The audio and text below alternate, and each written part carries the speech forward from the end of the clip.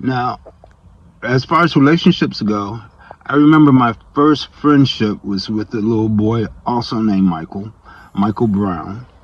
And I was about 2 or 3 years old at the time. And he was a blonde, blue-eyed boy. And we played, what do you call, with mud pies. We made mud pies and we ate mud pies. But yeah, we had a good time, just the two of us. He was the only other child in the neighborhood. And then one day he was gone. They were the last white family in the neighborhood, and then there were none. Anyway, I had no friends to speak of until I got into the late junior high school, my last year in junior high school. Not that I was antisocial or anything else like that. It's just that, growing up and growing into all that weight that I was carrying and being self-conscious and being shy, I just didn't mingle well. Whenever there were, I'm not saying that I never played with other children. I did. But I was like the last draft pick, like in a baseball game or a basketball, not basketball, because I never played basketball, but a baseball game or a stickball or a kickball game. I was always the last chosen, if even then. And I like I said, I hung out with other people, but I was never one that needed to be a part of a group. I I was just fine by myself. I didn't have to belong. So that was pretty much the route for me. Even like I said, even into junior high school, and I was in art class. Again, art seems to be the focus of everything that I do. And there was another guy that was in the class. In fact, I think it was like four guys in this class, and we hit it off. We were good friends and so forth. But he had a best friend, and I never wanted to impose on anybody. So we were friends at school, but that's where it stopped. We never hung out after school or anything else like that.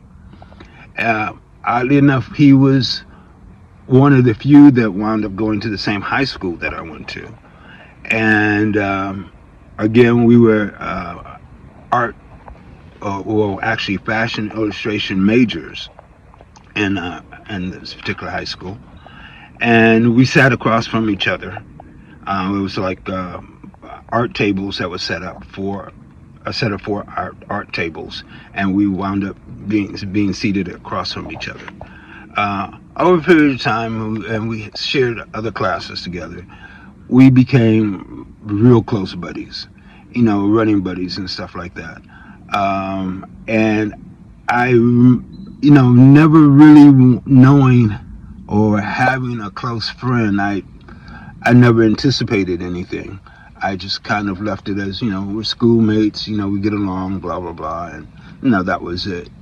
But I think the day that I actually fell in love with this guy was when we had kind of an argument where he had told me I had better do something, and I told him I wasn't going to do it. He told me, so he gave me an ultimatum. If I didn't do it, he was going to steal the sleeves off of my coat. And I thought, that's just stupid. So, even though our lockers were right next to each other, we had combination locks on our lockers and so forth. I didn't think anything else of it until after school. At the end of the day, went back to my locker and opened it, and I took out my coat, and the sleeves had been pushed on the inside. And I thought, he's just too ridiculous. It was like, why would, not why, but I understood in the moment exactly what had happened. He was a man of his word. He said he was going to do it. He did it, but he wasn't like taking revenge on me or trying to hurt me or anything else like that. It was just showing me that, he, in a way, it was like he cared. And it was from that point on, I mean, when I say in love with him, I'm not talking about in a sexual way, because that wasn't in play at all. But we were inseparable. We, he was my shadow. We were wherever, and in fact, there are people that I've spoken to within the past couple of years that remind me that the two of us were always together. If I was there, he was there. I mean, it was like we were a team. We were an inseparable team.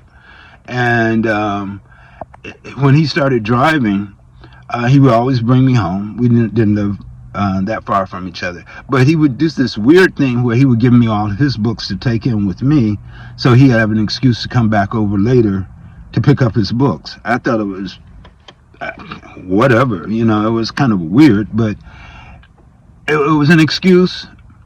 And we wound up spending hours and hours. And I mean, it was like during that time there weren't the video games or stuff you could watch on TV. It was just us talking. We just talked and we shared. And the great thing about it is that his mom and dad liked me because I went to church, and my mom liked him because she thought he was responsible. So we could always use each other for excuses. We wanted to do, get away with something. Well, he's going, so, well, if he's going, it's okay. I think we got away with that. We actually tried that routine once where we actually weren't going to be in the same spot. But in general, it was like that. He had the car. I knew the places to go. We double date, and that was it. We, I mean, there was very little that I would do that, he wasn't a part of, and vice versa. We always made each other a part of our lives. And that was probably the saddest part of me leaving and going to college, is that we would no longer be close. And even though we promised that we would, we were going to write and keep in touch and call and stuff like that.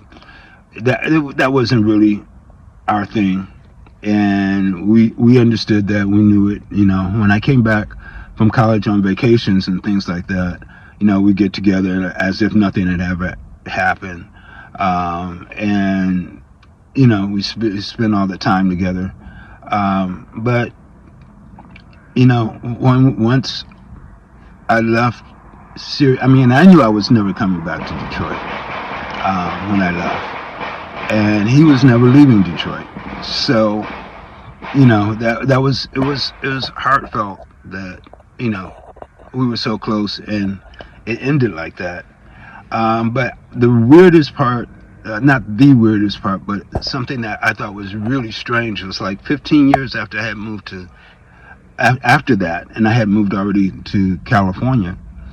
I just got this really weird urge that I had to get in touch with him, and I did everything that I could to find out how to get in touch with him, and I called this person, that person, and I got the leads and so forth, and I finally got in touch with him. And he was actually coming to California the following week to get married. So I was invited to that, and we got to see each other again.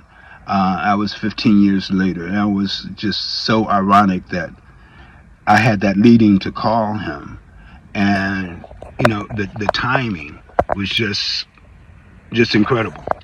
So we saw each other again, and we made the same promises that we were going to keep in touch, and that we were going to write, and we were going to call. We didn't.